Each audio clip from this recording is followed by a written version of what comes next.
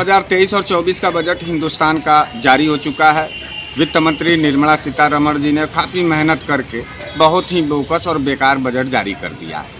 Budget से हर एक आम इंसान को काफ़ी उम्मीद रहता है, हर निचले तबके के लोगों को काफ़ी उम्मीद रहता है कि उससे फ़ायदा होगा, रोजी रोज़गार बढ़ेगा, मकान और कपड़े जो है आसानी से मिल जाएंगे। और इस बार भी ये 9वां बजट है मोदी के कार्यकाल का, और उसमें एक बार फिर से एक छलावा और दूसरी तरफ जो है एक धोखा का एक बड़ा आयाम और तस्वीर देखने को मिला। हालांकि अभी पूरा बजट आ नहीं पाया है, लोगों की निगाह लगी हुई हैं, लेकिन जो पहले और दूसरे दिन के बजट का चर्चा रहा है उसमें सिर्फ और सिर्फ बड़े व्यापारी और कारपोरेट के लोगों के लिए ढेर सारा जो है पिटारा खोला गया है, तो वहीं दूसरे लोगों के लिए माने निम्न और मध्यम वर्गीय परिवार के लोगों के लिए जो है एक धोखा और एक असहाय सा स्थिति महसूस हो गई है। हाँ, हीरा सस्ता हो गया है, जो हम गरीब गुरबे और मध्यम वर्गीय परिवार के लिए ज़रा सा भी कोई मायने नहीं रखता है। दूसरी सबसे बड़ी बात यह है कि 7 लाख के आय पर अब टैक्स का छूट हो गया है। 7 लाख का आय का टैक्स, जो अभी 3 लाख रुपया भी नहीं कमा पा रहा है सालाना, अब उसको 7 लाख का वो लेकर के क्या करेगा। 3 लाख में ही परिवार नहीं चल पा रहा था।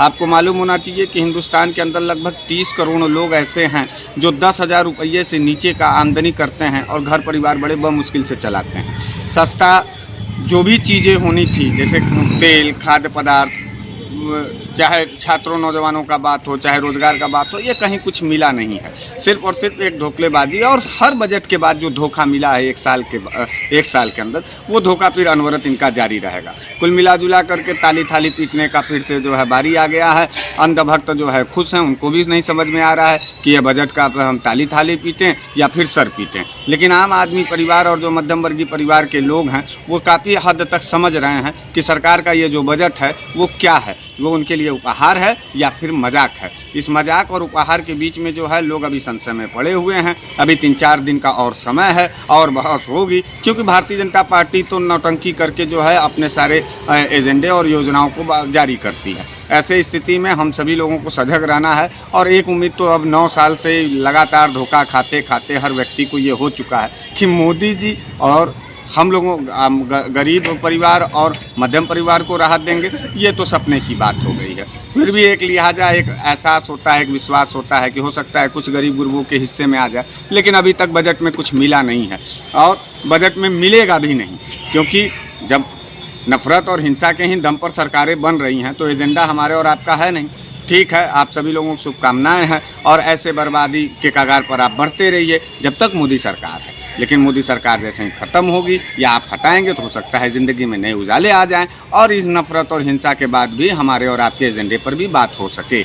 लेकिन अभी फ़िलहाल आपको निराश रहना है और अपने संघर्षों में जूझते रहना है। वही तेल के लिए जूझना है, वही रोटी के लिए जूझना है, वही चीनी, चाय पत्ती, गैस सिलेंडर, बिजली बत्ती, पढ़ाई लिखाई, दवाई, कमाई, ये सारे जो सवाल हैं वो अभी अधूरे हैं बजट में, और जो हमको और आप जैसे परिवार के लोगों को सीधे डायरेक्ट जो है टच करते हैं, इस पर कोई बात नहीं हुई है। फिलहाल अभी कॉरपोरेट घराने के ऊपर मेहरबान है सरकार। अभी 2 दिन का जो बहस है वो सिर्फ और सिर्फ कॉरपोरेट घराने और बड़े योजनाओं के लिए है।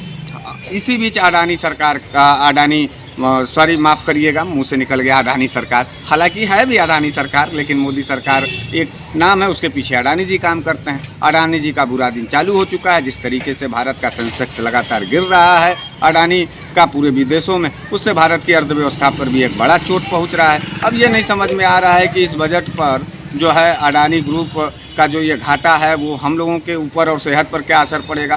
काफ़ी चीज़ झंझावत है। किसानों के लिए एक लॉलीपॉप है, वो किसान चिल्ला रहे थे। किसानों के लिए एक लॉलीपॉप है, जैसे वही लॉलीपॉप है जैसे 15 लाख रुपया आना था, वही लॉलीपॉप है जैसे 2 करोड़ नौकरियाँ मिलना था। और अभी तो बता रहे हैं कि रेलवे के लिए सबसे ज़्यादा बजट दिए हैं, तो रेलवे का वही लॉलीपॉप है जैसे जो है अडानी ग्रुप का जो है तमाम प्राइवेट ट्रेनें चलानी थी जो है। तो कुल मिला जुला करके कुछ है नहीं, हाथ वाथ मसलिए और बजट एक एपिसोड हो गया, एक धारावाहिक हो गया है। बजट का कोई उम्मीद और बजट का कोई असर हमारे आपके ऊपर नहीं पड़ेगा।